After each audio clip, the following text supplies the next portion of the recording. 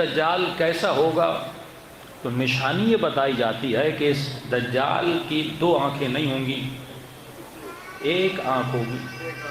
اب کئی مومنین فون کرتے ہیں، سوال کرتے، مولانا اسرائیل میں ایک بچہ پیدا ہوا ہے، سنا ہے کہ اس کی ایک آنکھ ہے۔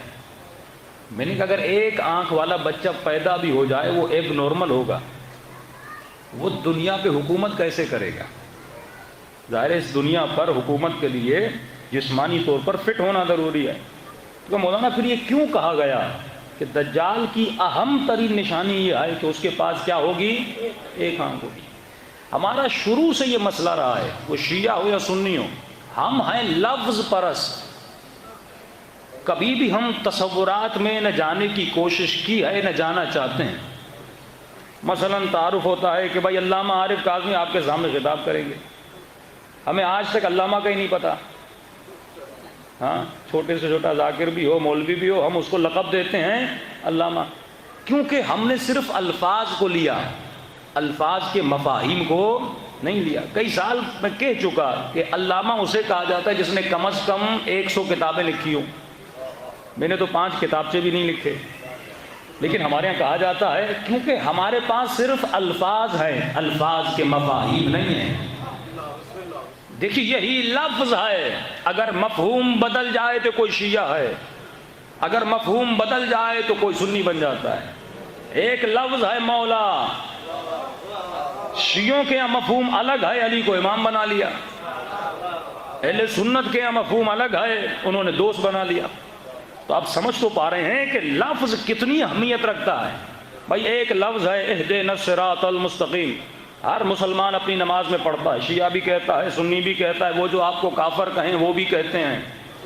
اس سے بڑھ کر کہوں کہ حسین کے لشکر میں جب نماز پڑھی جا رہی تھی وہاں پر بھی یہی کہا جا رہا تھا اہدنا الصراط المستقیم، یعنی جب قاسم جیسا جوان نماز پڑھے تو وہ بھی کہہ رہا ہے اہدنا الصراط المستقیم، علی اکبر جیسا جوان نماز پڑھے تو وہ بھی کہہ رہا ہے اہدنا الصراط المستقیم، اور اس کے مد مقابل لشکر یزید میں بھی نماز ہو رہی ہے، اور شمر بھی یہی جملے کہہ رہا ہے کہ اہدنا الصراط المستقیم۔ ترجمہ کیا ہے؟ وہ بھی دعائے ہدایت مانگ رہا ہے، اور بھی دعائے ہدایت مانگ رہے ہیں، ابن سعد بھی دعائے ہدایت مانگ رہے ہیں، حسین جب نماز پڑھے تو وہ بھی دعائے ہدایت مانگ رہے ہیں۔ پھر مجھے سمجھ نہیں آتا پروردگارا، اس نے بھی کہا اہدنا الصراط المستقیم، اور نے بھی اہدنا الصراط المستقیم کہا، ابن سعد نے بھی اہدنا الصراط المستقیم کہا، پروردگارا جملے تو وہی تھے، لیکن جب شمر نے اہدنا الصراط المستقیم کہا شمر قاتل حسین بنا، جب اور نے اہدنا الصراط المستقیم کہا اور ناصر حسین بنا۔ ارے ایک ہی جملہ ہے، ایک کو نصرت بنائی جا رہی ہے،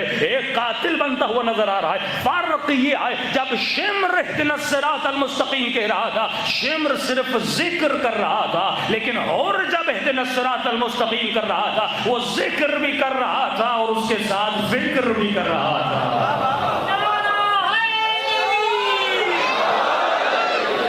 اصل ہدایت اسے ملتی ہے جو الفاظ میں فکر کرے۔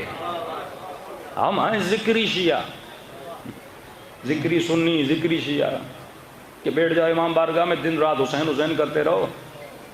ذکر سے کچھ نہیں ملتا جب تک فکر نہ ہو۔ خانقاہوں میں بیٹھ جاؤ، تسبیح اٹھاؤ، اللہ اللہ کرتے رہو، اس اللہ سے تمہیں کچھ نہیں ملے گا جب تک اللہ کی فکر نہ ملے۔ یہ آج جنگ فکر ہے، یہ شیعہ سنی کا جھگڑا فکر کا ہے، کیونکہ مسلمانوں نے دین اسلام کو رٹا ہے، سمجھا نہیں ہے۔ لا الہ الا اللہ پڑھا ہے، لا الہ الا اللہ کو سمجھا نہیں۔ تو جنگ ہے لفظوں کی۔ تو سن لیا کہ دجال آئے گا، دجال کی ایک آنکھ ہوگی، اور اسی انتظار میں شیعہ بیٹھ گیا کہ کوئی بچہ پیدا ہوگا ایک آنکھ والا۔ لیکن مسئلہ یہ ہے اسی فکر میں بیٹھتے ہوئے اس نے زندگی گزار دی، اور جب مر جائے گا اور ملک الموت کہے گا کیا دجال سے ملے؟ کہے گا نہیں میں تو انتظار میں تھا۔ کہے گا ارے وہ تو آ بھی چکا، تو اس کا سپاہی بھی بنا ہوا تھا، اسی کی زندگی اور طور و طریقوں پہ زندگی گزار رہا تھا۔ تو مولا اس دجال سے مطلب کیا ہے؟ دجال سے مراد کیا ہے؟ کہ ایک آنکھ والا ہوگا۔ فرمایا مومن کے پاس 2 آنکھیں ہیں، دجال کے پاس ایک آنکھ ہے۔ یہ جسمانی آنکھ کی بات نہیں ہو رہی. کون سی آنکھ ہے؟ فرمایا دجال کے پاس صرف معاش کی آنکھ ہوگی. کس کی آنکھ؟ معاش کی آنکھ. اور ہمارے چاہنے والے کے پاس دو آنکھیں ہوں گی, معاش کی آنکھ بھی ہوگی, معاد کی آنکھ بھی ہوگی. معاش کی آنکھ بھی, معاد کی. اچھا یہ معاش کیا ہے؟ فرمایا یہ جو دجال ہے یہ اپنی زندگی میں جتنے بھی فیصلے کرے گا یہ صرف معاش کے لیے کرے گا. یہ اپنے فیصلوں میں معاد کو نہیں رکھے گا. معاد یعنی قیامت کو نہیں رکھے گا, معاد یعنی قبر کو تصور میں نہیں رکھے گا. یہ فیصلہ جب بھی کرے گا اپنے معاش کو رکھے گا. زندہ مثال دوں, امریکہ $5 ارب کا اسلحہ سعودی عرب کو بیچتا ہے, اور فخر سے ٹرمپ کہتا ہے کہ میں نے اسلحہ بیچا اور اس اسلحے کے بیچنے سے میرا کیا مضبوط ہوا؟ معاش. کوئی ٹرمپ سے پوچھے کہ تمہارا اسلحہ استعمال کہاں پہ ہوگا؟ اس اسلحے سے بچے مریں گے, اس اسلحے سے خواتین مریں گی. وہ کہتا ہے میرا معاد سے لینا دینا نہیں ہے, مجھے صرف اپنا معاش بچانا ہے, مجھے صرف اپنے ملک کے جوانوں کا معاش بچانا ہے. اب اسلحہ کوئی بھی خریدے میرا لینا دینا نہیں ہے, کیونکہ میں صرف معاش کو بچانے آیا ہوں. تو جنگ اہل بیت یہی تھی. یزید سے جنگ کیا تھی؟ ایک طرف لشکر حسین ہے جو معاد کا سوچ رہا ہے, ایک طرف لشکر یزید ہے جو معاش کا سوچ رہا ہے. ارے شمر شمر کیوں بنا؟ معاش کی وجہ سے. اور کیوں بنا؟ معاد کی وجہ سے.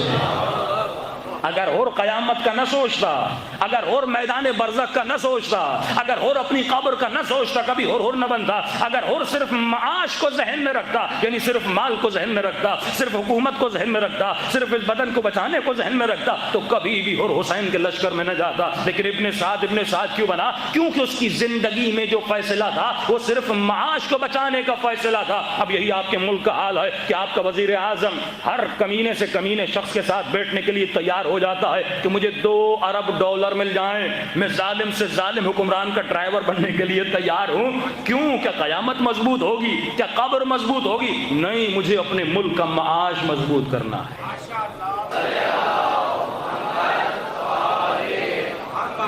پہلی چیز کہ دجال آ چکا ہے, انتظار نہیں کریے. فرمایا دجال کی پہلی نشانی وہ صرف ایک آنکھ رکھے گا, کبھی بھی قیامت کا نہیں سوچے گا, صرف معاش کا سوچے گا.